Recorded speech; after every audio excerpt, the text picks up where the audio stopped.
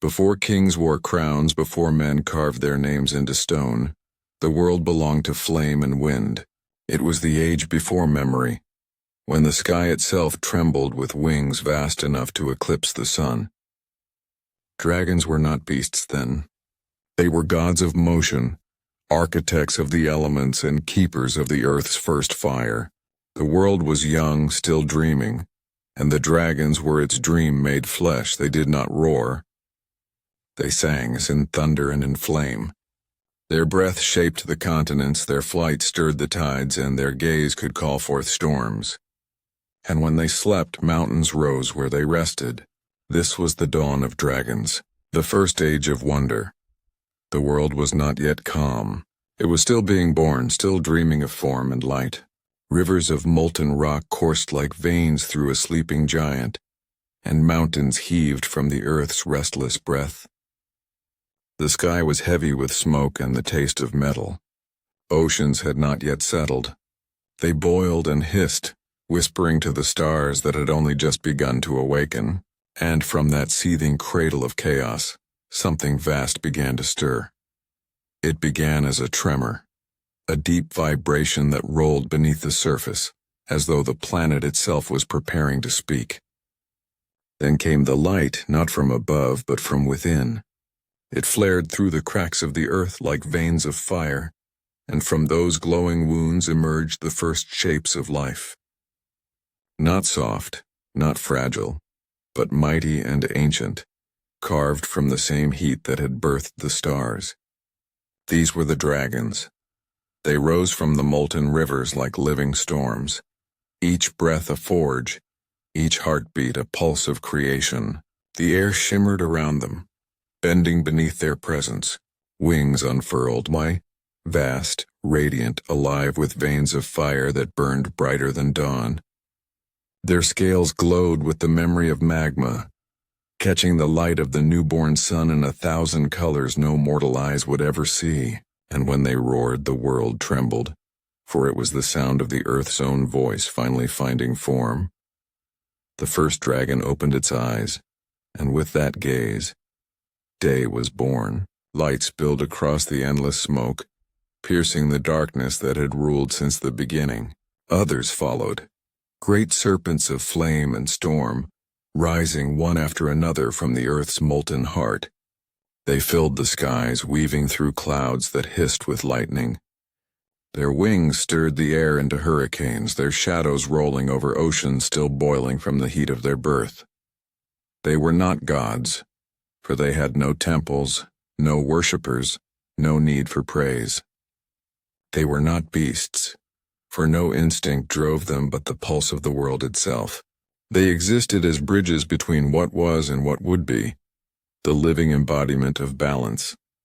Where their claws struck, land took shape. Where their breath fell, life found its first warmth. Their roars seeded thunder, their slumber cooled volcanoes. Each dragon was an echo of the earth's heartbeat, a flame of purpose wrapped in scale and sky.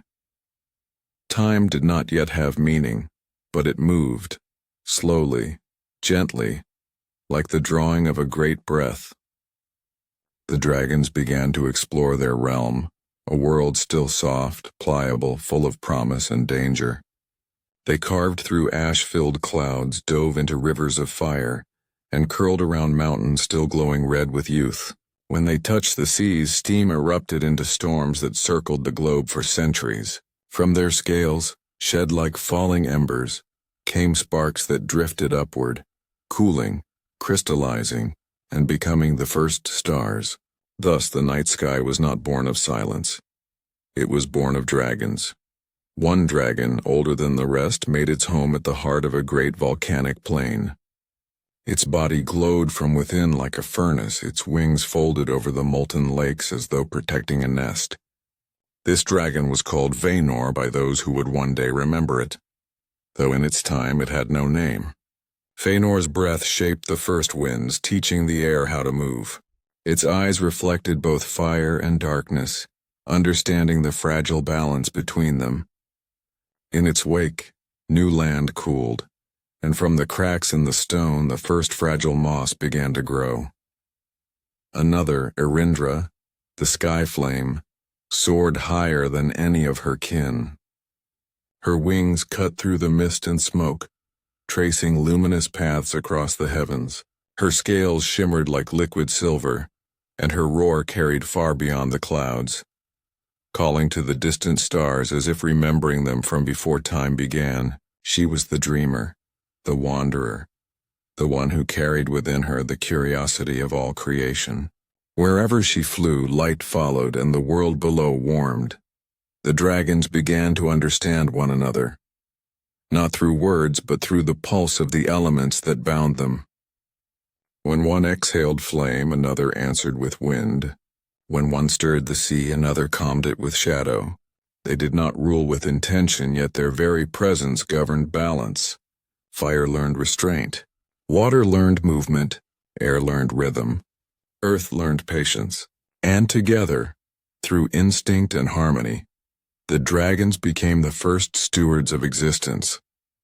But even in this age of birth, there was dissonance. For where there is creation, destruction must always follow. Deep beneath the cooling crust of the world, where the fires still raged untamed, something darker stirred. It was not born of balance, but of hunger, the shadow left behind when light takes shape.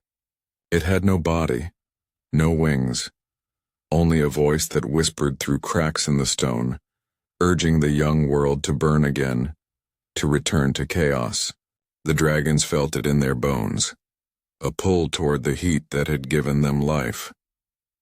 Some resisted, others listened. From this tension came the first storms. Sky against sky, flame against flame, the dragons began to test their power not in harmony, but in defiance.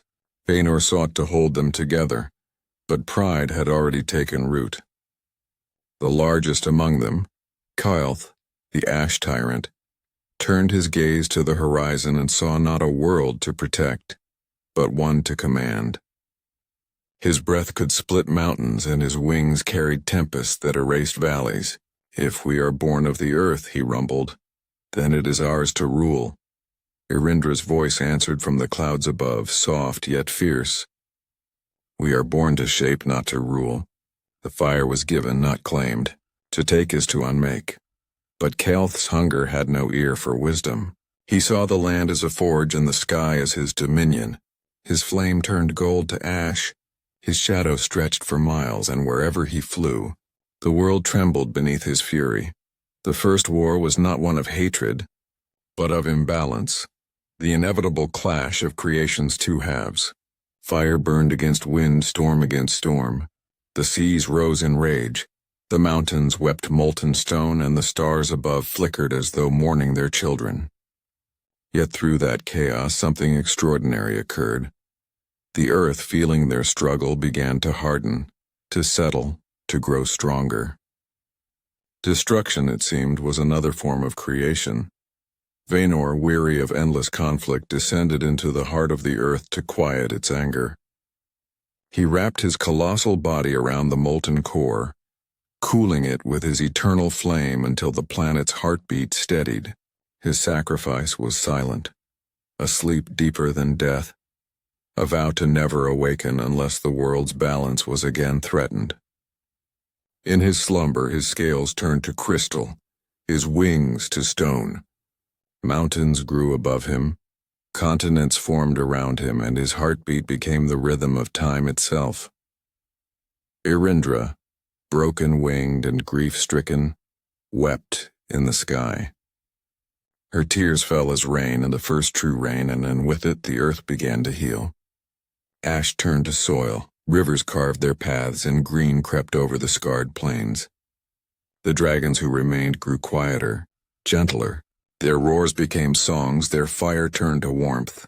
They nested among the peaks and valleys, watching as the world slowly found its shape. Ages passed. The stars, those fragments of their scales, multiplied until the heavens shimmered with endless memory. The oceans cooled, reflecting the light above, and the earth exhaled peace for the first time.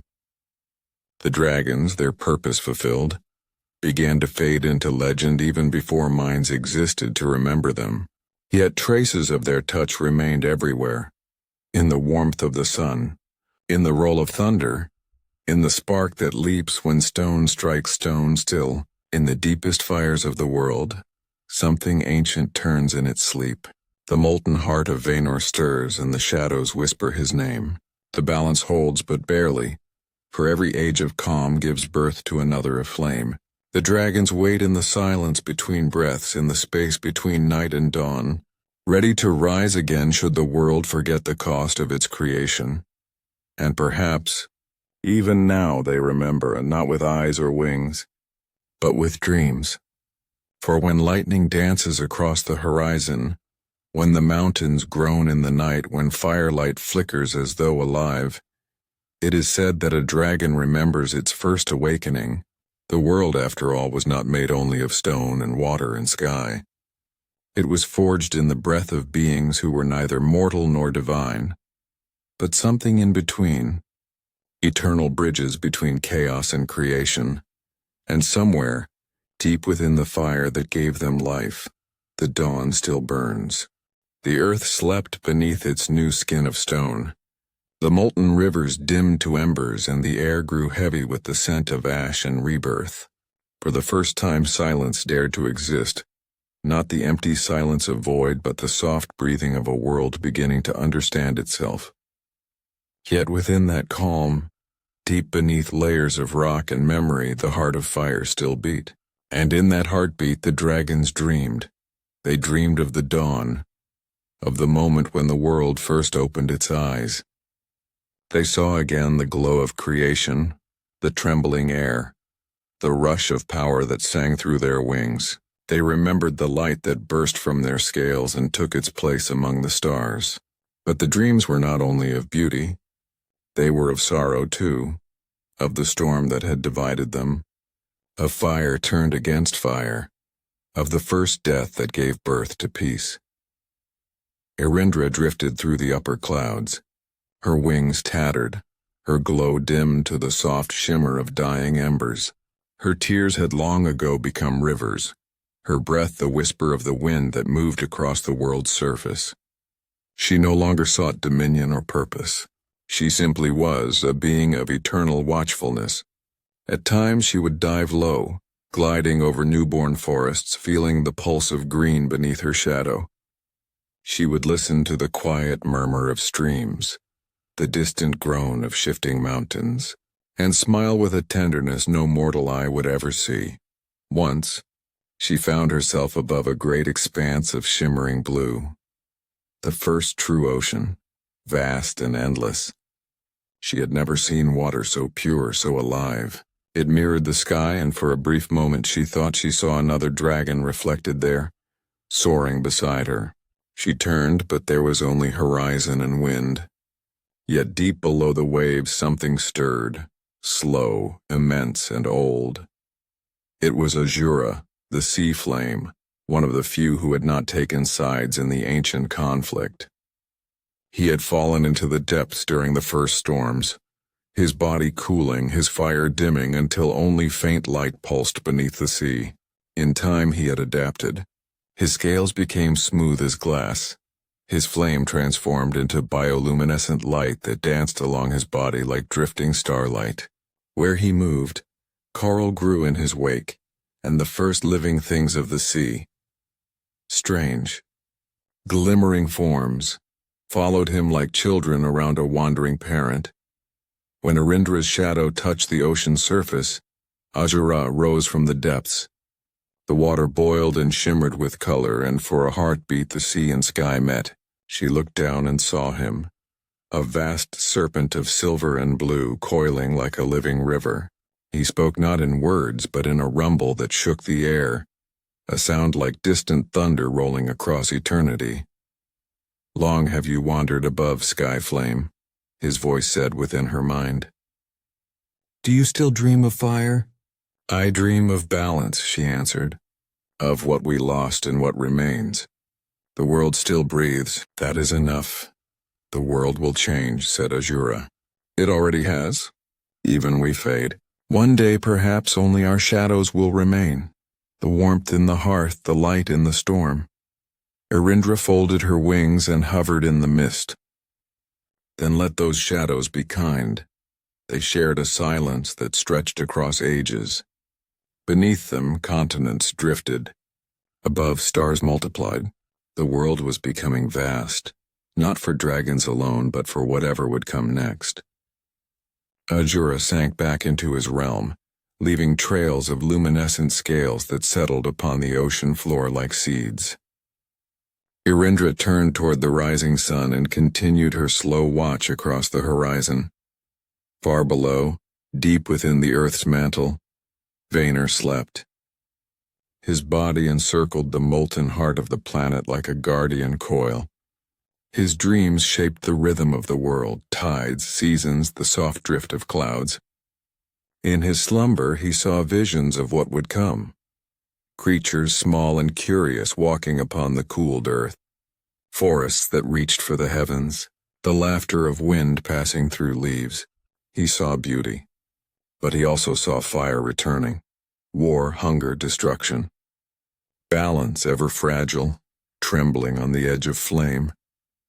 Sometimes his heart would flare and the world above would feel it. Volcanoes erupting, lightning splitting skies, oceans trembling. Those were the moments when the earth remembered the dragons too well. Yet each time Vaynor's fire dimmed again, returning to stillness. He would not wake until he was needed. Ages turned like pages in a book no one would ever read. Ice came, then melted. Mountains crumbled, then rose again. The dragons withdrew further, their forms dissolving into the forces they once embodied. The sky still burned with Erindra's faint glow. The sea still hummed with Ahura's deep pulse. The earth still warmed with Vaynor's buried flame. They were everywhere and nowhere, guardians unseen, their presence woven into the fabric of the world. But in the hidden places there were whispers, faint tremors in the stones, sparks that refused to die. The voice that had once whispered chaos had not vanished. It had learned patience. It lingered in shadowed caverns, in the spaces between fire and smoke, in the restless sigh of the wind before a storm. It spoke to the young world in dreams, promising power, promising return. One day, from the core of a dormant volcano, that voice found form. The fire shuddered and rose, shaping itself into something new, smaller than the first dragons, but sharper, hungrier. It called itself Kalth's Echo, the remnant flame. It had no memory of balance or purpose, only the desire to rise. It spread like wildfire, birthing smaller creatures, winged, scaled, fierce. They were not gods. They were the echoes of dragons, reflections of what once was. They roamed the mountains and plains, their roars shaking valleys, their eyes burning with fragments of ancient memory. Some brought warmth and wonder. Others brought ruin. Humanity, when it came, would call them all by one name, dragon. But these were not the first. They were only descendants of a dream too powerful to die. Erindra watched them from above with a heart full of sorrow. She saw in them both the beauty and the folly of her kin. She watched them guard treasures, build nests in volcanoes, sleep in caves of ice. Some spoke to mortals, offering knowledge of flame and flight. Others devoured cities, drunk on the power that had long ago broken the first world. Yet even in their rage she saw traces of light, the same spark that had ignited the stars. One night she descended, her wings stirring ancient dust. A young dragon, scales the color of ember and ash, looked up at her from the mouth of a cave. His eyes burned with defiance, but also with awe. "Who are you?" he asked, his voice trembling with the same storm that once shook the heavens. "I am what you have forgotten," Erindra said softly. "I am the flame before flame, the wind before wing. You are my echo, my shadow, my child." He lowered his head, uncertain. "We burn because it is all we know. Then learn to warm," she said. "For there is more power in kindness than in conquest." He blinked as if hearing something long lost. But when he looked up again, she was gone, dissolved into mist and dawnlight. Only a single feather of silver fire remained, flickering in the wind before fading into smoke. From that day, the young dragon no longer destroyed. He guarded the valley instead, bringing warmth through winter, light through darkness. Mortals who lived nearby came to call him the Hearthkeeper. They built fires in his honor, believing he brought protection. And perhaps he did, and not as a god, but as a memory. The world turned again. Empires rose and fell. Dragons became myth, then dream, then story told by firelight. But even as the tales faded, the essence of the first age remained, in the thunder and the warmth of the sun, in the trembling beauty of creation itself.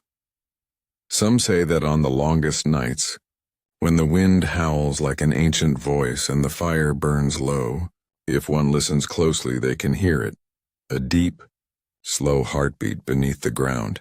Others say that when lightning splits the clouds, the silhouette of a vast wing can be seen, just for an instant, arcing across the heavens. Perhaps these are only stories. But every story begins somewhere, and the first story, the one told before words, before men, before gods, began in flame and chaos. It began when the earth was still dreaming and the dragons were the dream made flesh. Even now the dream endures, somewhere in the molten core where time has no name. Vaynor sleeps still, his fire steady, his purpose eternal. Azura coils through the depths, his light painting the ocean floor. Erindra glides between the stars, her wings scattering starlight like ash upon the void. They are not gone. They are the world itself. The pulse in its heart, the whisper in its storms, the fire in its dawn. And when the first rays of sunlight break across the horizon, painting the mountains gold, the earth remembers them. The air warms, the seas shimmer, and for a brief fleeting moment the world feels alive with ancient memory. It is then, in that quiet breath between night and morning, that the dragons are said to stir once more. They do not rise in fury or flame, but in silence. Their presence moves through the wind, through the flicker of fire, through the rhythm of every living heartbeat. They remind the world that it was born from balance and from chaos and creation dancing as one. And so the dawn continues. The fire endures. The dragons sleep. But the world, their child, their legacy, still burns with the breath they left behind. The world had grown quiet after the first fires of creation, but it was not yet complete. The rivers had cooled, the oceans had settled, and the molten heart of the earth pulsed like a quiet drum, still echoing the memory of the dragon's first awakening. Yet the dragons themselves did not rest. Their task was greater than mere existence. The earth, though alive, lacked form and shape, and it was the dragons who would teach it to move, to breathe, and to hold itself together. They did not carry tools, for they needed none. Their claws could gouge mountains, their wings could stir winds, their breath could carve valleys. They needed only their presence, their weight, their awareness of the delicate balance between creation and destruction. Wherever a dragon walked, life followed, as if the ground itself recognized its master. Stones arranged themselves under clawed feet. Rivers bent and curved to anticipate the sweep of a tail. Forests grew in patterns that mirrored the rhythm of wings in flight. The dragons became the architects of land and sky. Each movement shaped the world in ways both subtle and monumental.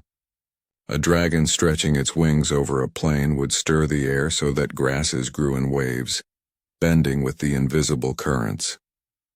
The mountains that rose beneath their claws became more than rock. They were monuments of thought and instinct, the sleeping forms of creatures who once dreamed and now slumbered, their bones becoming the backbone of continents. Every valley, every canyon, every rolling hill bore the memory of their passage. One of the oldest dragons, long named in stories that would one day be told by humans as myth, was called Sorith. Sorith moved with a slow, deliberate grace across the newborn world. Its wings spread over entire rivers, stirring clouds that kissed the peaks of mountains. With every flap it drew the air into currents, teaching the winds how to flow across deserts, forests, and oceans. Where it breathed, the land hardened in some places, softened in others, creating fertile plains, jagged cliffs, and sheltered valleys. Soreth's scales caught the light of the young sun, scattering sparks that fell like seeds, each one birthing a grove of trees or a cluster of flowers that had never existed before. Another dragon, smaller yet no less powerful, named Valira, moved along the coastline. She learned to dance with the tides, teaching the seas to rise and fall with a rhythm that would one day become the heartbeat of the oceans. Her claws raked the sand, shaping dunes that shifted with the wind. Her tail traced patterns in the mudflats that would later become the habitats of strange aquatic creatures. When Valira coiled along the shores, the water itself seemed to hum in response, as if acknowledging the wisdom that had given it form. The dragons did not act in isolation. Their work was a symphony, a vast ongoing interplay of creation. Where Soreth raised the mountains, Valira traced the rivers. Where one dragon made the wind strong, another tempered it with heat or coolness. They learned from each other, adjusting their flight paths, modulating their power so that no element overpowered the other. Even their conflicts, when they arose, contributed to the shaping of the world. Lightning storms born of a clash of dragons would split mountains, carve valleys, and fertilize soils with minerals brought from deep within the earth. The mountains themselves became sacred, though not yet to humans. They were resting places for the great dragons, tombs of flesh and fire that would eventually harden into the bones of the earth. Soreth would fold its wings across the peaks of a mountain range, and when it slept, the stone would form around it, preserving the exact curve of its body. Valleys emerged where its claws had dug, and rivers ran along its tail like silver threads. These resting places became habitats for the first life, for creatures small and strange that had begun to crawl from the warmth of dragon-sculpted soil. At times, the dragons would soar together, weaving patterns in the sky so intricate that the winds themselves seemed to follow invisible paths. From these flights came the weather, the invisible currents that would one day shape the climate of continents. They understood instinctively the importance of subtlety. Too much force could devastate the land. Too little and nothing would grow. Their presence was both gentle and fierce, a paradox that life itself would learn to imitate in its patterns of growth and survival. The younger dragons often marveled at the work of their elders. One young dragon, named Rithis, flew too close to the plains in his eagerness to shape the world. He lashed his tail into the soil, digging deep channels for rivers that were far too wide, disrupting the rhythm of the land. Soreth descended in a swirl of wind and shadow, folding its massive wings around Rithis. "The earth is patient," it said, a sound felt more than heard. "It moves with purpose. You must move with it, not against it. Shape is not born from haste, but from understanding." Rithis lowered its head and studied the ground beneath. Slowly it lifted its tail again, but this time it moved in harmony with the subtle shifts in soil and stone. Where it struck, it carved gentle ridges and hollows that became the beds of future rivers and the shelter of forests. From that lesson, Rithis would grow into one of the finest architects of the land. But it was the patience taught by Soreth that would guide all dragons in their work. Even the air became their canvas. Dragons who flew at high altitudes stirred clouds and formed weather patterns that would endure for millennia. The first storms, great and violent, were not acts of destruction, but tests of balance. As dragons clashed in flight or practiced the sweep of their wings, they inadvertently learned how to shape the clouds into protective layers over the land, bringing rain to the growing forests and nourishing the creatures below. The sky was their workshop, and the invisible currents of air became as tangible to them as the stone beneath their claws. The smallest dragons also had their roles. Their delicate movements coaxed life from the soil in ways the mighty dragons could not. They learned to nudge seeds into fertile ground, to stir the water so that fish could find their way upstream, and to herd clouds so that sunlight fell evenly across meadows. These creatures, often overlooked, became the caretakers of microcosms, ensuring that every corner of the newborn earth was nurtured. Their work was quiet, almost imperceptible, but essential to the harmony of all things. One of the most remarkable contributions of the dragons was the shaping of rivers and lakes. They understood instinctively the necessity of water for life. When a dragon dipped its tail into a molten pool or a rain-swollen stream, the flow would shift and slow, creating pools and channels that would later sustain countless forms of life. Where they coiled and rested, lakes would appear, mirror-like and calm, reflecting the skies and the mountains above. Waterfalls formed where their claws gouged cliffs, and deep canyons were carved where their tails dragged through stone. Over time, these waterways became the veins of the planet, carrying nourishment to every living thing. The dragons also sculpted the forests. Where a dragon landed, the soil warmed and seeds sprouted with vigor. Branches curved in patterns that mirrored the arcs of wings. Leaves shimmered in colors borrowed from scales, and the roots of trees twisted like the tails of serpents. The forests were alive not only with creatures, but with memory, each tree remembering the dragon that had first nurtured it, each vine twisting toward the sky as if following the shadow of wings.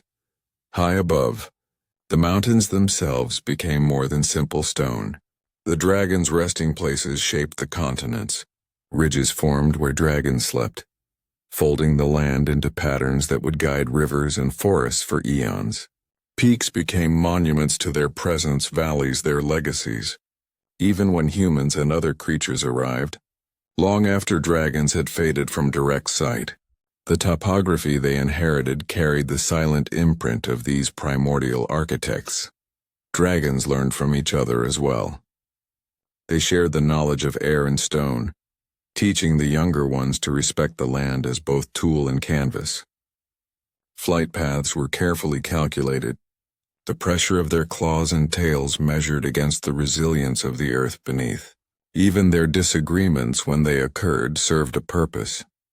A fallen dragon might gouge a ravine too deep, but from it would spring a canyon rich in minerals, creating a cradle for future ecosystems. Every conflict, every movement contributed to the balance of the world. Over time, dragons began to understand the rhythms of the earth. They could sense the pulse of rivers underground, the slow shift of tectonic plates and the tremors of impending storms. Their presence was subtle yet transformative. A valley's curve, a mountain's slope, a river's bend, all carried the trace of a dragon's thought, a dragon's breath, a dragon's wing. The world was no longer chaotic. It had structure, purpose, and harmony. Even as dragons aged and their bodies became heavy with time, their influence continued. They rested on peaks for centuries, shaping the weather with the gentle movement of their wings. They coiled around mountains and volcanoes, teaching fire to remain contained, teaching lava to nourish rather than destroy.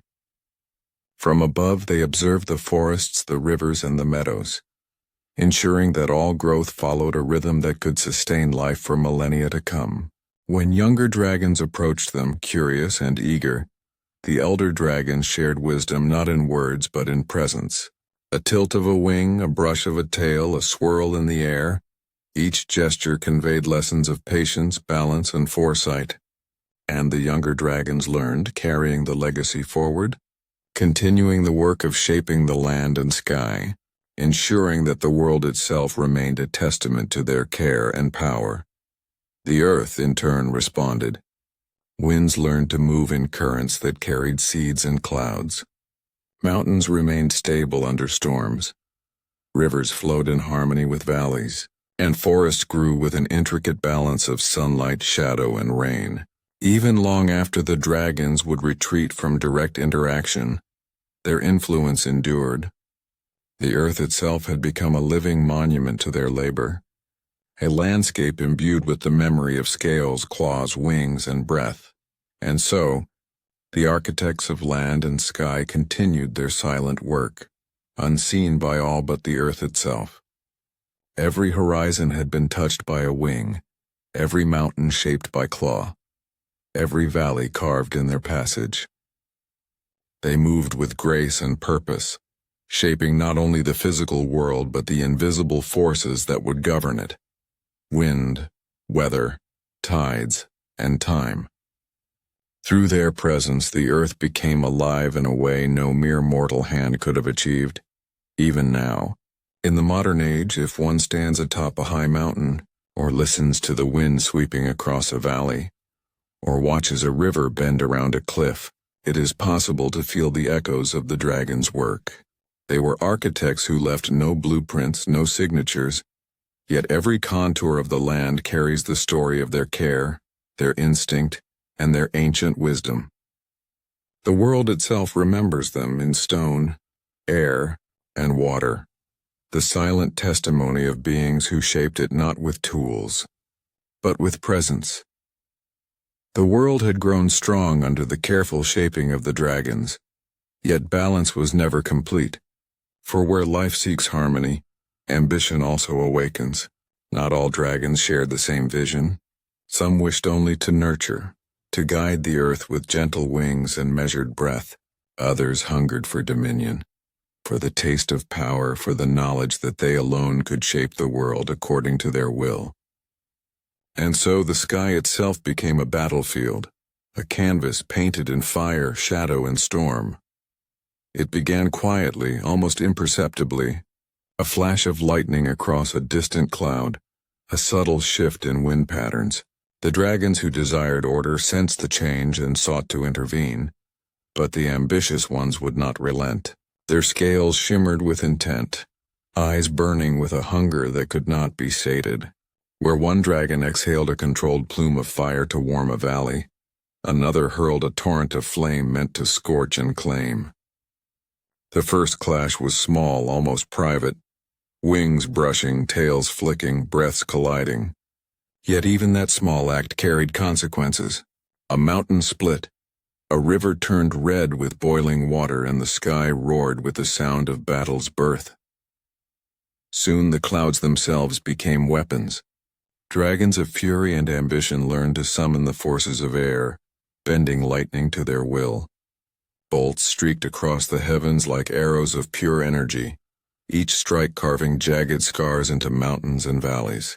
Thunder became their voice, rumbling across the earth in defiance and rage. From the clash of wings and fire arose storms so violent that they reshaped the coastlines and scorched the forests. Winds howled in reply, learned from the movements of dragons, and became wild and untamed, sweeping over plains with force and fury. The oceans did not escape their wrath. When dragons dove from the clouds into the waves, the water boiled and hissed beneath their scales. Tides surged far beyond their usual reach, pulling islands into chaos and throwing great waves across shores yet untouched by life. Currents twisted and collided, bringing both destruction and renewal. Where one wave destroyed, another carried nutrients and sediments, fertilizing the seabed and giving birth to new creatures.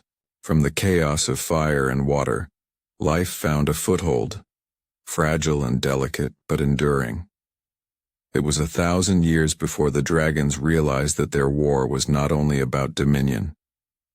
It was also a lesson in survival, in the resilience of the earth and the life it bore.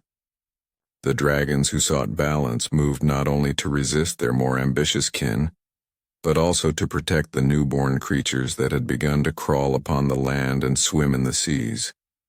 They guided the chaos with subtle shifts of wind and flame, shielding forests from complete incineration, and diverting rivers that might have scalded the first terrestrial life.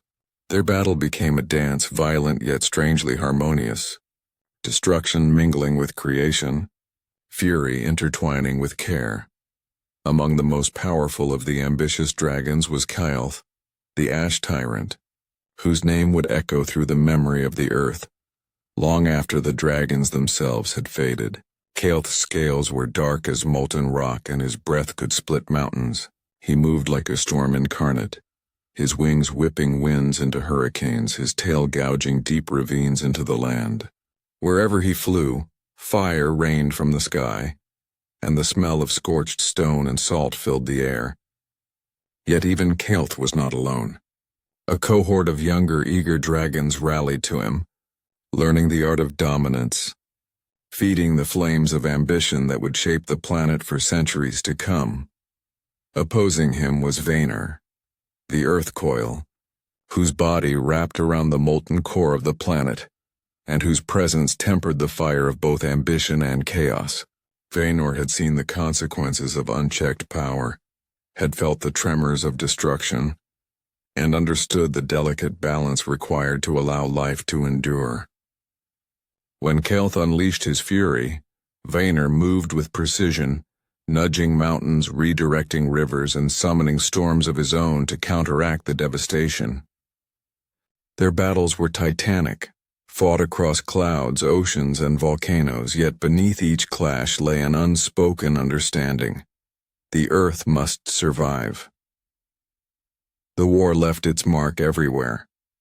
Forests were flattened in the sweep of tales, only to rise again, twisted into forms that mirrored the fury of the battle. Mountains were shattered by fire and lightning, forming new valleys, new canyons, new places where rivers might flow and creatures might take refuge.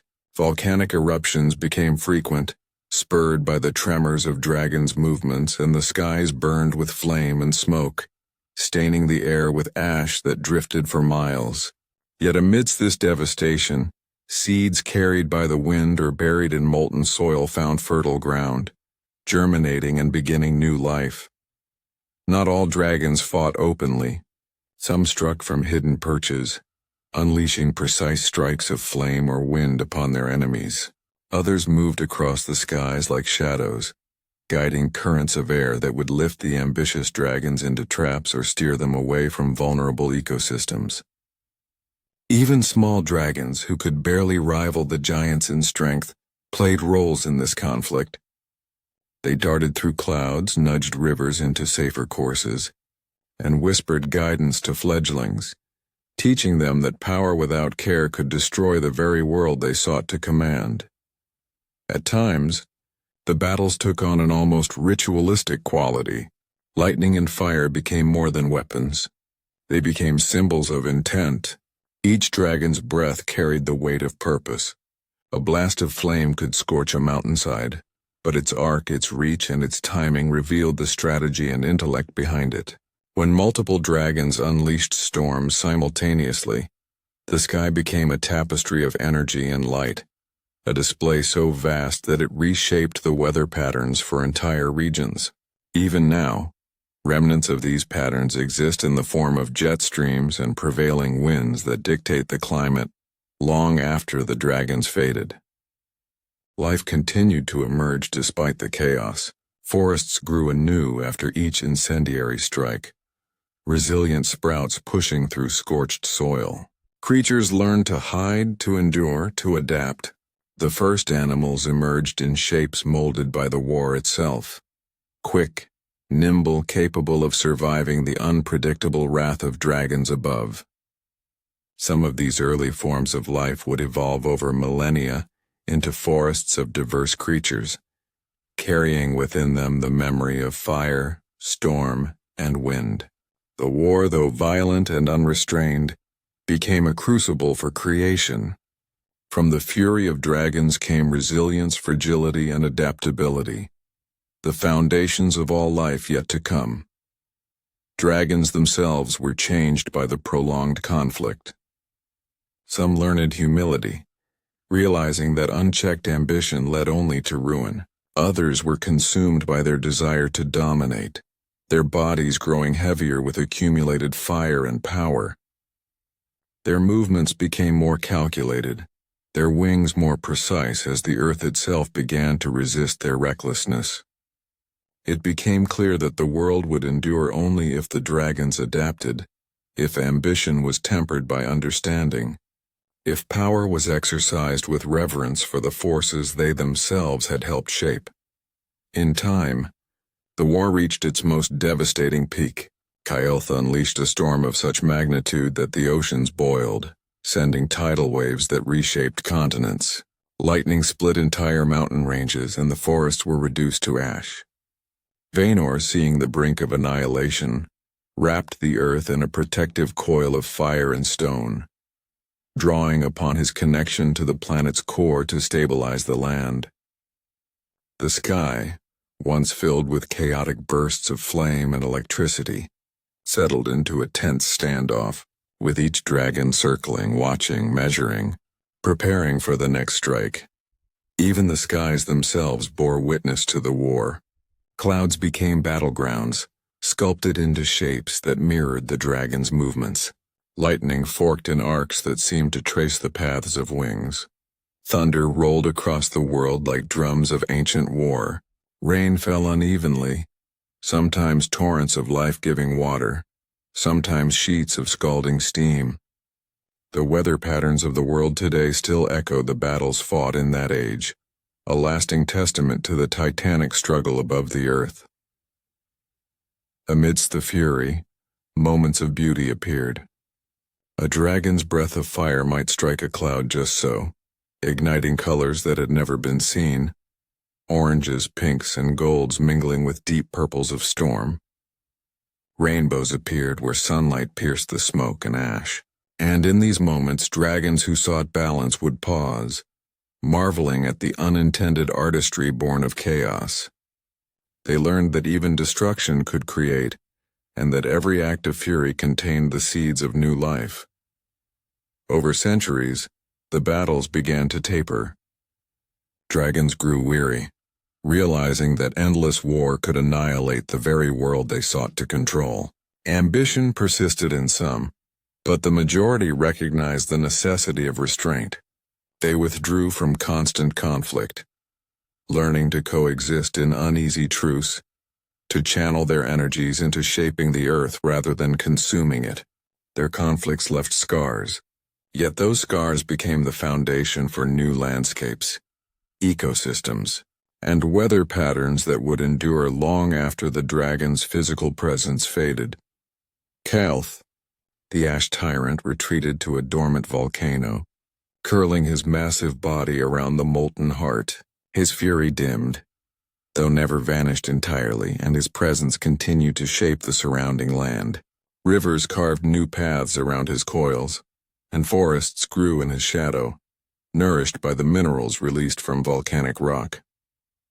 He slept, a sentinel of power, ready to rise if ambition were ever again unchecked.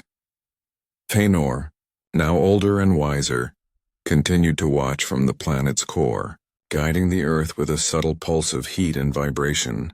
Other dragons settled across mountains, oceans, and valleys, ensuring that balance would remain, even in their absence. Some coiled among clouds, teaching wind how to flow. Others drifted through rivers, guiding currents. And some simply slept, their massive forms shaping the mountains and plains around them. Though the dragon's war had ended, its legacy endured. Life had been tested, shaped by flame, storm, and fury, and had proven resilient. The world carried the memory of the conflict in every mountain ridge, every valley, every river bend, and every gust of wind. Creatures adapted, grew, and thrived. Humans, when they eventually appeared, would find a world already scarred and shaped by forces far greater than themselves, though they would not know it. Even now, some say that the echoes of that ancient war remain. Storms rage across oceans as if dragons still circle above. Lightning arcs across the sky like a fleeting memory of a clash long past. Volcanoes stir with fire from below, the pulse of ancient fury beating through the earth. And in quiet moments when the wind moves just so, it is possible to feel the presence of dragons. Their breath in the air, their wings in the clouds, their enduring memory in the storm. The war of breath and storm was more than conflict. It was the crucible of creation, the shaping force that tempered the world. From fury came resilience, from ambition came balance, and from chaos emerged life. Fragile, enduring, and wondrous. The dragons themselves learned that power alone was meaningless without understanding. that destruction could give rise to creation, and that the earth would endure only if it were respected, nurtured, and guided. Even now, in every crack of lightning, every roar of thunder, every surge of wind and sea, the world remembers. The dragons fought, they clashed, they burned, and through it all they forged the foundations of life itself. The war of breath and storm was not an end, but a beginning and a testament to the power, the fury, and the enduring wisdom of the first dragons, whose legacy flows through every element, every creature, every corner of the earth. After the long centuries of fire and storm, the world began to settle. The furious clashes of the dragons had left their mark, mountains jagged and raw, valleys carved deep, oceans restless, but the earth endured. The fires that once scorched the skies dimmed, smoldering into quiet embers beneath the scales of dragons who had learned patience. The dragons, creatures once defined by ambition and unbridled power, began to understand the value of restraint. They learned to sleep in rhythm with the heartbeat of the world, breathing slowly in time with the currents of wind, the flow of rivers, and the pulse of growing forests. Harmony was not sudden. It began as small gestures, a dragon folding its wings across a mountain peak, letting the shadows fall gently upon the valleys below, another coiling along the edge of a river, guiding the flow so it would nourish the soil rather than rush destructively to the sea. Small creatures watching from hiding places began to sense the difference. The air carried a gentleness it had not known before, a softness born not of weakness but of mindful care. Even the clouds seemed to move differently, drifting with intention, shaping rain and sunlight in ways that nurtured the growth of the world. The dragons became guardians. They were no longer mere rulers of the skies, but keepers of all that had been created, watching over forests that stretched beyond the horizon, rivers that fed entire continents, volcanoes that breathed quietly, and stars that glittered in the heavens as reminders of a time before the earth had form. Their presence was subtle yet palpable. A forest felt protected when a dragon's shadow passed over it, and the seas shimmered with vitality where one dipped its tail.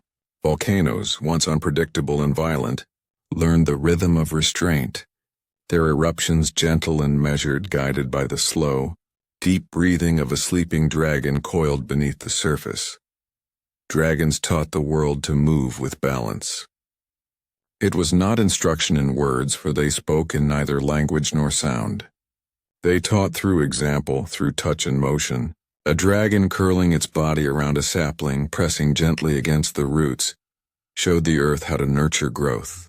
A wing brushing across a river's surface guided the flow of water, shaping it into patterns that would allow fish to swim safely upstream, seeds to drift and plant, and the banks to stabilize. They were teachers, though no one watched, and the lessons endured in every living thing. Life began to thrive in ways previously unimagined. Creatures small and timid ventured into open spaces, testing the safety of the forests and rivers. They moved with the rhythm of the dragons, learning the unspoken rules of balance. Birds learned to navigate the winds, their flight echoing the currents taught by dragons. Fish swam in the rivers as if guided by invisible hands. And even the first terrestrial mammals moved with careful awareness of the patterns of growth, water, and fire that surrounded them. Life was fragile, but it was enduring. Every act of care by the dragons became embedded in the earth itself. Among the dragons, some were particularly devoted to teaching. One named Arindra, whose wings had once brought storms across continents, now moved with a quiet grace, tracing arcs above rivers and lakes. Her breath, once fire and lightning, now brought warmth and gentle illumination. She guided fish along their migration paths, nudged young trees to grow straight and strong, and taught the currents of the wind how to carry seeds and pollen to distant forests. Her presence was like a soft hand on the cheek of the world, and every creature that dwelled within her reach felt the safety and steadiness of her care. Another dragon Vainor coiled deep within the earth, near the heart of a still active volcano. He had once been a warrior of unmatched strength, a force capable of splitting mountains. Now he served as a guardian, regulating the flow of magma and heat, ensuring that the land above remained fertile rather than devastated. When humans would eventually appear, their first settlements would arise in lands tempered by his patient vigilance, blessed with warmth and rich soil, a quiet gift from a dragon who had learned to sleep in rhythm with the world. Legends speak of a moment in this age of harmony, when humankind first drew breath. It is said that the earliest humans, small, fragile, and shivering in the dark of a cave, were granted life by the gentle flame of a dragon. One night, as the wind whispered across the mountains and the rivers glowed with the light of stars reflected in the water, a dragon descended quietly to their shelter. Its breath, soft and warm, kindled their lungs with the spark of life. The humans inhaled and exhaled, their first breath illuminated by a light that was neither sun nor fire but the essence of care itself. That breath, fragile as it was, carried with it the memory of dragons, and in the generations to come, humans would feel in their hearts the lingering echo of that first gift. Dragons watched over the forests as the first animals wandered freely. Deer learned to graze without fear, guided by shadows of wings overhead. Wolves ran through the valleys hunting but never overreaching, tempered by the rhythm of the dragon's movements. Birds nested in trees shaped by dragon's claws, and the smallest insects thrived in the soils nurtured by dragon breath. Even predators and prey came to an understanding, their instincts guided by the larger invisible force of balance that the dragons had instilled. The oceans also flourished under their guidance. Azura, the dragon of the deep seas, moved silently through underwater currents, tracing patterns with his massive tail. Where he moved, coral thrived, fish multiplied, and the balance of marine life began to stabilize. Even the violent storms that had once boiled the oceans were now rare, tempered by the rhythm of dragons who had learned restraint. Azura's light reflected across the water's surface at night, casting gentle glows that guided the first marine creatures through the dark, teaching them when to hunt, when to hide, and when to rest. Mountains, too, took on new purpose under the guardianship of dragons. Peaks became more than resting places. They were symbols of patience, stability, and quiet observation. Dragons would curl along ridges for centuries, their bodies shaping the stone, their presence guiding the winds and precipitation. Valleys formed between their coils, perfect for the nesting of birds and the growth of trees. Lakes and rivers followed the contours of dragons' long slumber, flowing with intention and consistency. The world became a tapestry of careful design, woven without hands, created entirely through presence and motion. Dragons taught even the skies to maintain balance. As Erindra moved above the clouds, her wings traced arcs that taught the winds to follow paths of harmony. Storms came only when necessary. Clouds provided shade and rain to nourish the land, and gentle breezes carried seeds and pollen to distant forests. The sky became alive, vibrant, and yet peaceful, a reflection of the dragon's wisdom. Birds learned to ride these winds with precision, carrying life across continents. Even the first human beings, when they emerged into the light, found skies that seemed to protect and guide them, breezes that cooled and carried fresh scents, and clouds that promised rain without storm. Some dragons took special interest in teaching humans. They observed from above, moving silently among the forests and mountains, offering guidance without interference. Humans learned to hunt without excess, to fish without destruction, to farm without exhausting the soil, though they did not know the source of these instincts. The dragon's lessons were embedded in the rhythm of the world itself, passing from one generation to the next. It is said that even the first songs of humans, their chants to the stars, were echoes of dragons' breath and the gentle rustle of their wings. The dragon's guardianship extended to the stars themselves. At night their wings would cast shadows across the land and water, guiding nocturnal creatures, marking time, and teaching the rhythms of rest and activity. Their presence reminded the world of a larger order, an unseen balance that connected land, sea, sky, and life in a delicate dance. Humans, when they began to look upward, would imagine the stars as distant fires, unaware that each spark was a reflection of dragon scales shed long ago. Yet their inspiration was real, and their wonder eternal. The age of harmony was long and peaceful, yet not static. The dragons understood that balance required constant attention, that life was a river in motion rather than a frozen sculpture. They moved among the forests and rivers, mountains and oceans, teaching patience, teaching care, teaching resilience. Fires were kept controlled. Floods were guided to safe paths. Winds carried life rather than destruction. Everything was in rhythm, from the tiniest leaf trembling in the breeze to the vast oceans glimmering in starlight.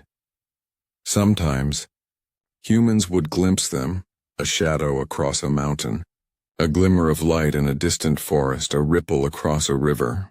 Those who did would tell stories, passing the memory through generations.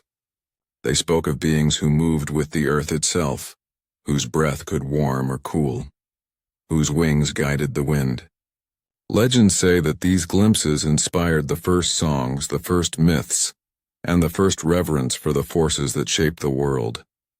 Humans honored dragons not with temples but with careful attention to the land, learning to move with the rhythm that dragons had taught long before humans could speak. Even the smallest actions mattered. A dragon folding its wing to shield a sapling from the sun taught the young trees to lean toward light without scorching.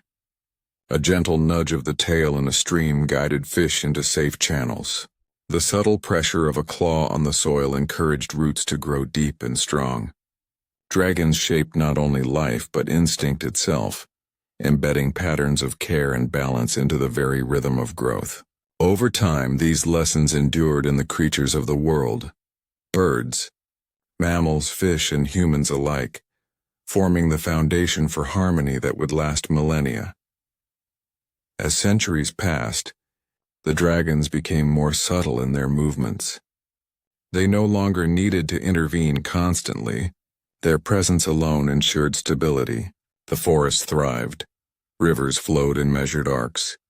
Mountains remained steady, and the winds carried life across vast distances.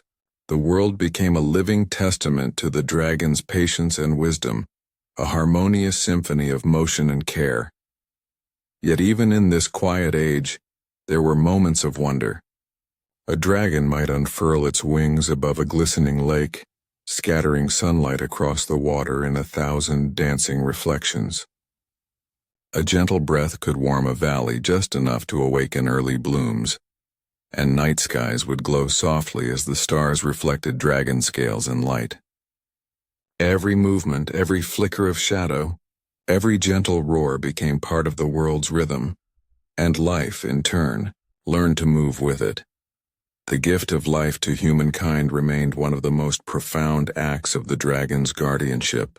That first breath, given by a dragon's soft flame, became the spark of humanity's existence.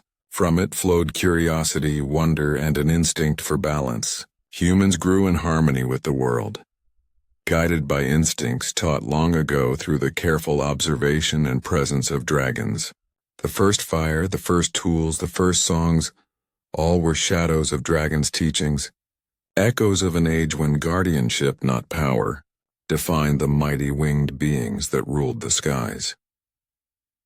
Dragons, now fully awake to the necessity of harmony, continued their vigilance for countless generations. They slept beneath mountains, coiled in forests, or drifted silently through the skies, always attuned to the world's pulse. They were present in the flow of water, in the sway of the trees, in the whisper of the wind, and in the glow of the stars above. Harmony, once hard-won through fury and ambition, became their gift to the earth, enduring beyond their physical presence, carried forward in every living thing, every heartbeat, and every breath. The age of harmony stretched for centuries, each day marked by the slow rhythm of wind, water, and the soft, steady presence of dragons. Forests grew tall and deep, rivers carved gentle paths through the valleys, and mountains remained steadfast under the quiet guardianship of wings and claws. Life thrived, balanced and delicate, as the dragon's teachings echoed in the instincts of every creature, from the tiniest insect to the earliest humans learning to walk upon the land. Yet as time flowed, a subtle change began to occur. The world no longer required the dragons in the way it once had. Their guidance was still present, but increasingly life moved with its own rhythm. The earth had grown capable of sustaining itself. Humans, small and fragile at first, began to rise. They explored the forests, walked along the riverbanks, and gazed into the stars with curiosity and awe. The dragons observed silently, their eyes reflecting the flicker of human wonder.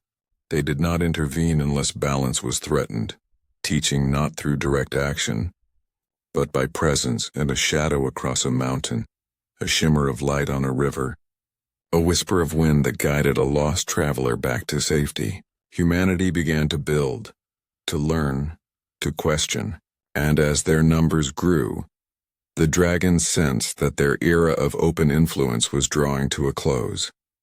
One by one, dragons began to withdraw. They sank into the depths of the oceans, their massive bodies coiling among coral palaces and molten ridges, stirring the currents only when necessary. Some curled beneath mountains, their warm breath maintaining the slow pulse of the earth's molten heart, keeping volcanoes alive yet restrained. Others dissolved into mist, their forms blending with clouds and fog, their wings becoming the wind, their breath becoming the warmth of the sun. Where once a dragon's shadow might darken a valley, now the trees themselves swayed with the memory of that motion. Irindra, whose wings had once cast storms across the sky, now drifted among the clouds, her form so thin it was nearly invisible. She had guided rivers and forests for generations, teaching patience and balance. And now she moved silently, scattering light across the land as the first human settlements began to take shape. Her presence was gentle, almost imperceptible, yet the world felt it in every leaf that trembled in a soft breeze, every current that carried life across the ocean. She had learned the art of fading without leaving absence, of watching without intervening, of teaching without touching. Painor, coiled deep beneath a sleeping volcano, exhaled warmth into the earth. The molten heart responded to his steady pulse, ensuring that rivers above would flow, soils would remain fertile, and forests would grow in measured abundance. He had once been a warrior, a bringer of fire and fury, yet now he was patient, a quiet guardian whose vigilance required no sight. The humans above would build villages and cities unaware of the massive form beneath them, yet every structure and field owed its foundation to his steady breath. Even the seas bore witness to the dragon's withdrawal. Azura, serpent of the deep, glimmered beneath the waves like a thread of silver in the darkness. He guided the oceans with gentle motion, pushing currents along established paths, ensuring that creatures could migrate safely and that the balance of salt and temperature remained true. His movements were slow and deliberate, a reflection of an age of patience rather than conquest. And then gradually he sank farther, deeper than any human could reach, becoming part of the living pulse of the oceans themselves, unseen yet eternally present. The dragon's voices, once roaring in the sky or echoing across mountains and seas, began to fade. The thunder of wings and the crack of flame were replaced by soft whispers carried on the wind. Even the smallest dragon who had darted through forests and along rivers became a breath, a rustle, a shadow in the corner of one's vision. The world had grown quiet, yet in that quiet the lessons of the dragons remained. Life had learned to breathe with balance. The rivers knew their course. The forest knew when to sway. Even humans, with all their curiosity and ambition, inherited instincts shaped by the dragon's presence, a subtle guidance toward care, patience, and understanding. Humans began to forget. They could sense that something had come before them, something vast and powerful, yet their memories were fragmented. They would find scales embedded in stone, shimmering faintly in the sunlight, and weave tales of monsters and dragons, yet no one remembered faces or names. They would tell stories around fires of creatures with wings like storms, of beings whose breath could shape mountains or light the dark. Yet these were stories now detached from the living truth. Humanity kept fragments, whispers of flame, glimmers of scales, echoes of roars, and in their imagination, the dragons became legends. Even as humans rose, the dragons continued to watch, though less directly. They observed the building of villages, the planting of crops, the gathering of firewood, and the first tentative attempts to tame animals. From beneath mountains, oceans, and clouds, the dragon's presence lingered, shaping the earth quietly, nudging rivers into safer paths, holding molten rock in check, and whispering guidance through wind and warmth. The humans, though unaware, thrived because of it. They were heirs not only to the world itself, but to the wisdom of creatures that had once ruled its skies and oceans. The dragons had learned that true power lay not in dominion, but in subtlety. Their withdrawal was not an act of defeat or surrender, but of trust. The world had grown capable and life had matured. The forests, rivers, mountains, and seas could now endure without constant intervention. Even the humans, fragile and mortal as they were, could learn to live in balance if guided by instinct, by the legacy embedded in the land itself. And so, one by one, dragons curled into slumber, sinking into oceans, coiling beneath volcanoes, dissolving into mist. They became part of the world rather than apart from it. Sometimes humans glimpsed them, a shimmer of scales in the early morning mist, a flicker of wing in a storm cloud, a distant roar across a canyon that shook the earth and set rivers trembling. These moments inspired awe and fear, becoming the seeds of myth. Tales were told, songs were sung, and legends were passed down through generations. Humans forgot the dragons as they truly were, yet remembered the wonder and power that had shaped the earth long before they walked upon it. Even in sleep, the dragons were vigilant. Mountains remained steady, oceans continued to flow, and forests swayed gently in the wind, all guided by the slow pulse of massive, dormant forms. The warmth of their breath became the sun, steady and nurturing. Their voices faded into wind and thunder, into the roar of distant waterfalls and the hush of waves against the shore. Every living creature inherited in some measure the balance and rhythm the dragons had instilled. Birds carried patterns learned from wind currents. Fish moved with currents sculpted by serpentine guardians, and humans, in small ways, sensed the unseen hand of guidance in the world around them. Over time, the dragon's presence became almost imperceptible. The oceans held their serpentine forms deep beneath the waves, moving so slowly they seemed part of the water itself. Volcanoes pulsed quietly beneath coiled bodies, their molten hearts maintained with the dragon's steady breath. Clouds and mist carried the essence of dragons who had dissolved into air, and sunlight itself bore the warmth of dragons who had exhaled for centuries. Life on the surface carried the echoes of their care, moving with subtle rhythms the dragons had first taught, though humans would know it only in instinct and imagination. Legends tell of the first humans discovering fire, not as a spark struck from stone, but as a gift left behind by dragons, a breath of warmth and light in the darkness, soft and nurturing, igniting courage and life. That first fire illuminated caves, guided the first hunts, and inspired the first songs. Humans honored this flame, unaware that it was the legacy of beings who had once walked the skies, swum the seas, and shaped the very bones of the earth. In that gift, humanity inherited more than light. They inherited understanding, care, and the rhythm of balance. Dragons, now hidden, continued to influence the world in ways humans could never perceive. A subtle shift of wind carried seeds to fertile ground.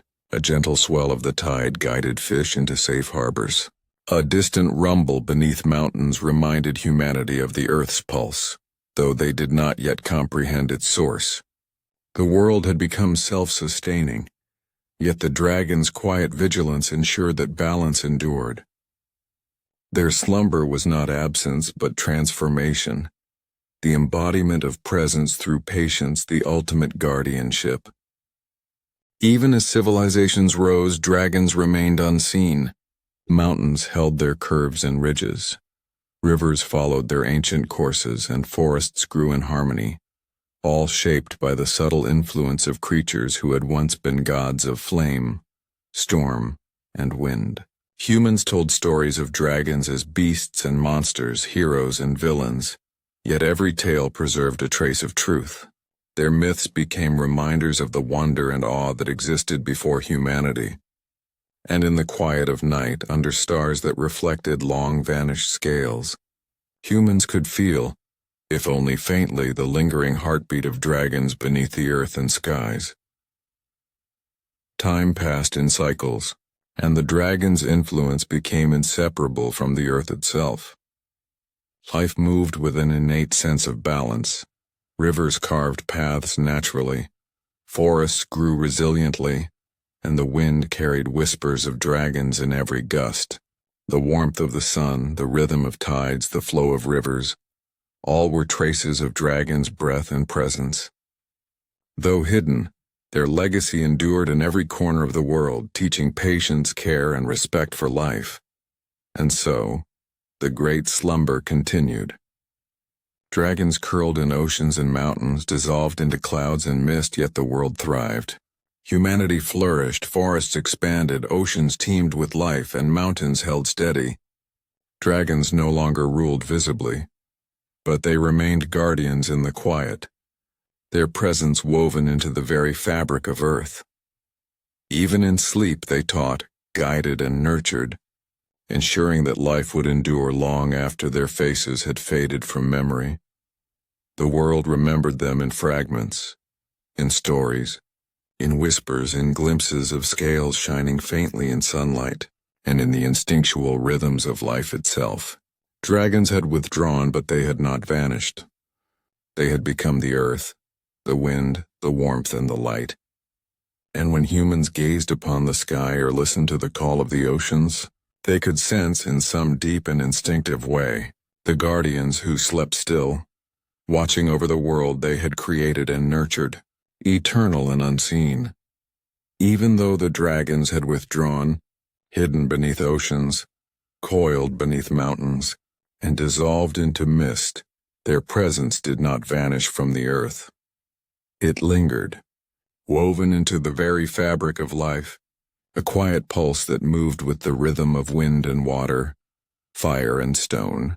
The world itself carried the memory of dragons, encoded in the curves of mountains, the flow of rivers, the sway of trees, and even in the heartbeat of every living creature.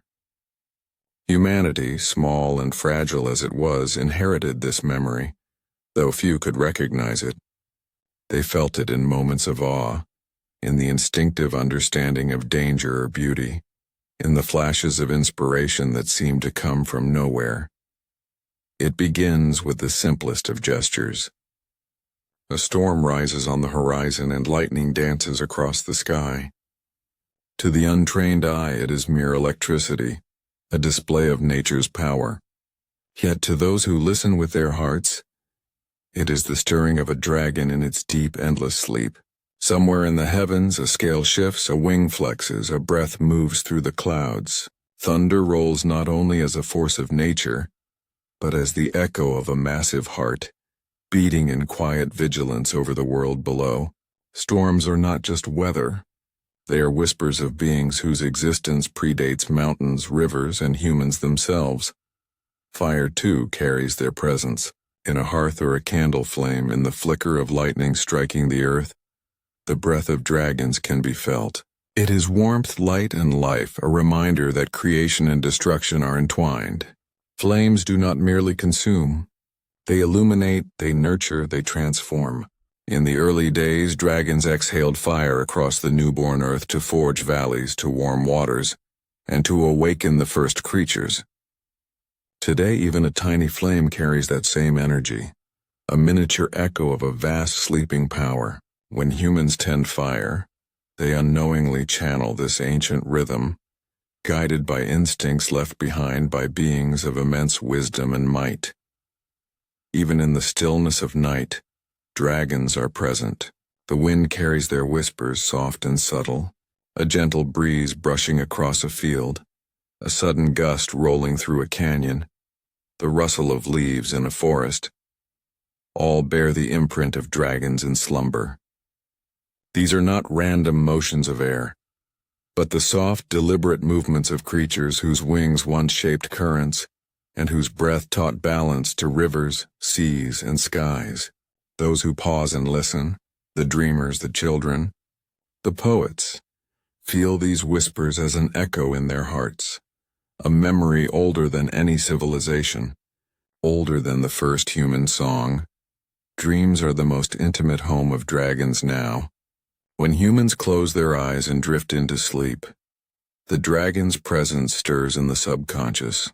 They appear as fleeting shapes of fire or shadow, wings unfurling across misted skies, claws brushing mountains, tails tracing rivers. Some appear as benevolent guides, others as fearsome yet awe-inspiring guardians. These visions are fragments, shards of memory passed down from the dawn of time. The human mind, though small and fleeting, retains echoes of their majesty and power. In dreams, dragons remind humans of balance, of the careful weaving of creation, and of the potential for both greatness and destruction that lies within all beings. The earth itself hums with their memory. When a river bends around a stone, it does so as if guided by an unseen hand. When a seed sprouts and leans toward the sunlight, it follows a rhythm set long ago by dragons who shaped the land. Mountains rise with the curve of ancient coils, valleys open with the sweep of invisible wings. Even the smallest animals, the insects scuttling across the soil, the birds tracing arcs in the sky, the fish darting through currents, move in patterns inherited from the long-lost choreography of dragons. Life dances to a rhythm set by creatures whose faces are forgotten, but whose essence endures. Some claim that dragons choose their moments to awaken. A lightning strike might not simply mark a storm. It may be a dragon flexing its wing beneath the clouds, a signal of attention, a test of the world's continued balance. Volcanoes sometimes stir, not out of malice, but because the dragon curled within senses the shift of the earth, reminding mountains and rivers and forests of the careful equilibrium required for life to endure. These awakenings are rare, subtle, and fleeting. They leave impressions, fertile soil, reshaped currents, nourished forests, and glimpses of wonder in those who witness them. Humans interpret them as miracles, as awe-inspiring accidents of nature, but they are the echoes of beings older than the sunlit skies above. Time, too, carries dragons within it. Seasons follow patterns first taught by dragon wings sweeping across continents. Storms, droughts, floods, and gentle rains all bear traces of dragon's influence, moderated now through slumber rather than command.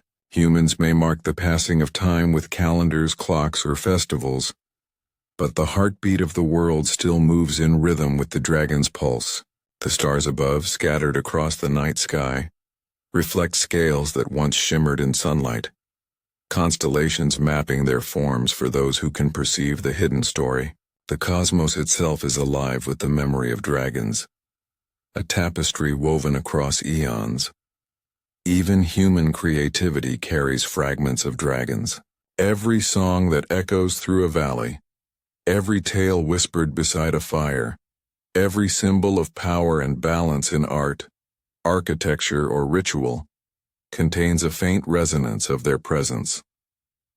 Legends of winged monsters, fiery guardians, and sky-born serpents are all reflections of memory, distorted through centuries of imagination yet rooted in truth. The first humans who once breathed life from dragon flame passed their awe and respect for these beings into stories, dreams, and rituals. Each generation carried the memory a little farther from its source, yet the echo persisted, like the fading notes of a song long after the singer has left. Dragons exist not just in fire and wind, but in emotion. Courage, awe, fear, wonder. These primal responses are their gifts.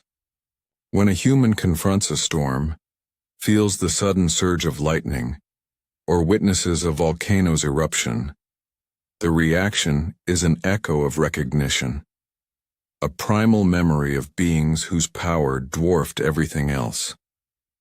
Even empathy, patience, and understanding are traces of the balanced dragons instilled across the world. They taught life to endure, to respect, and to thrive amidst chaos. Humanity, whether aware or not, inherited these lessons. Some dragons linger closer to humans than others. In quiet forests, one may feel the brush of an unseen wing.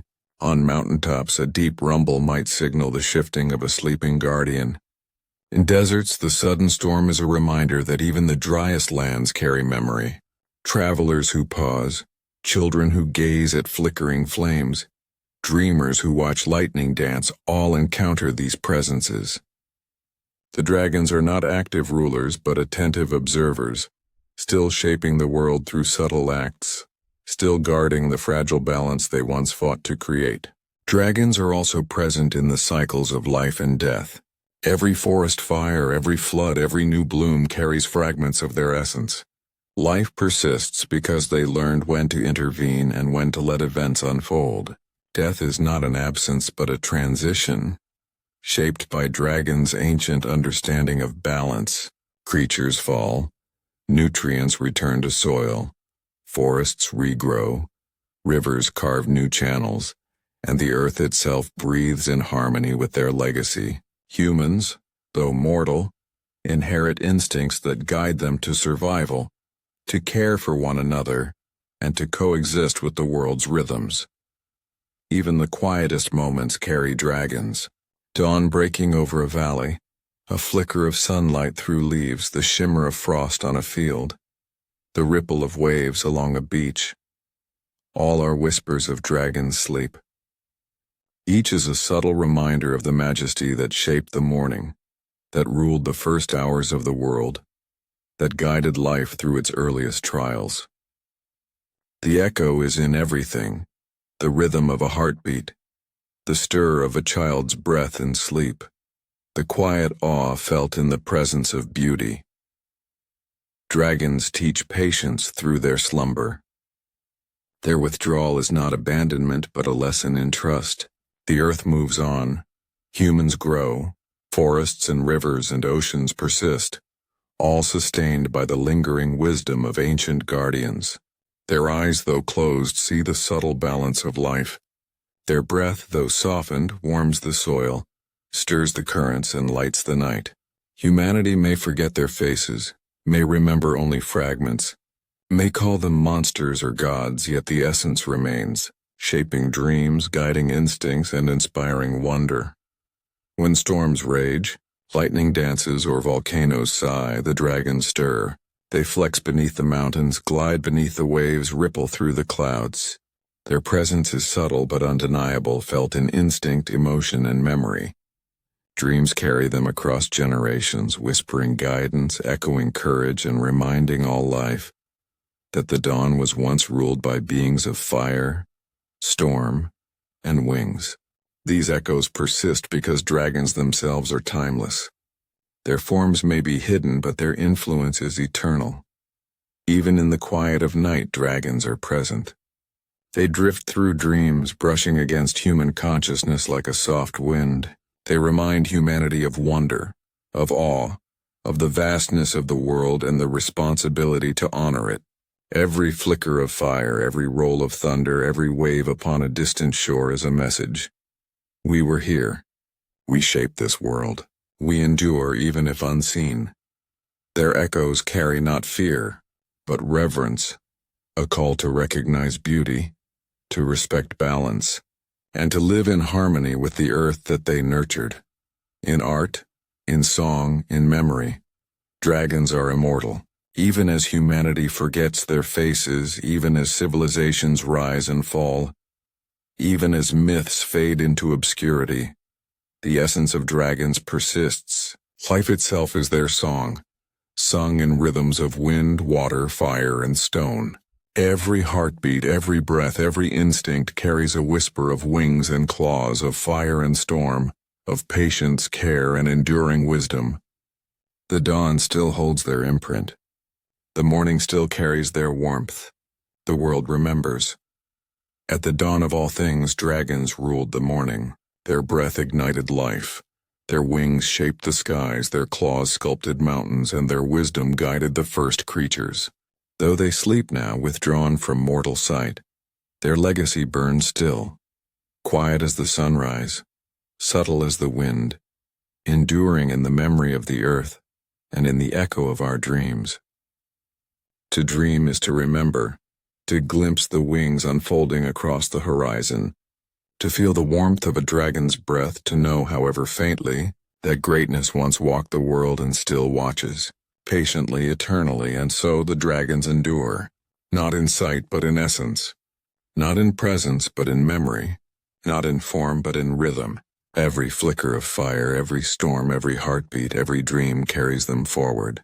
The echoes of dragons are stitched into the world itself, reminding all life that once, at the dawn of all things, dragons ruled the morning, and that their legacy, quiet, patient, and eternal, burns still.